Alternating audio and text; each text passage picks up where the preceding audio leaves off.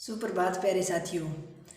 बहुत सारे कमेंट्स आते हैं कि हम जो स्नातक स्तर में जो रचनाएं जोड़ रखे हैं, जैसे रामचरितमानस है, बिहारी जी के दोहे हैं, कबीर जी हैं, साकेत है, वो हम कहाँ से पढ़ें या बहुत बड़े हैं उनको कैसे कवर करें।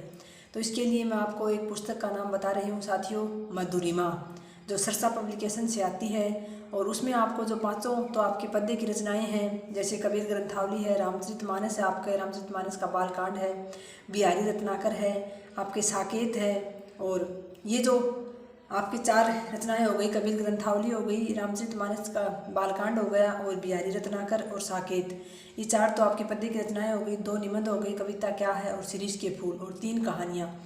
इन सभी आपके इतने इस बिंदुओं की जो बुक आती है वो सरसा पब्लिकेशन से आती है, मधुरिमा के नाम से। आप वो बुक ले सकते हैं। उस बुक में एक फ़ायदा ये है कि उसमें आपको हर टॉपिक के बाद, जैसे रामचरितमानस का बालकांड दे दे, बालकांड के बाद अभ्यास के लिए उसके प्रश्न दिए गए हैं, तो ये आपके लिए फ़ायदेमंद रहेगा। आप एक बार दो बार आपके पास सामग्री होगी तो आप उसको आंखों से निकाल लोगे।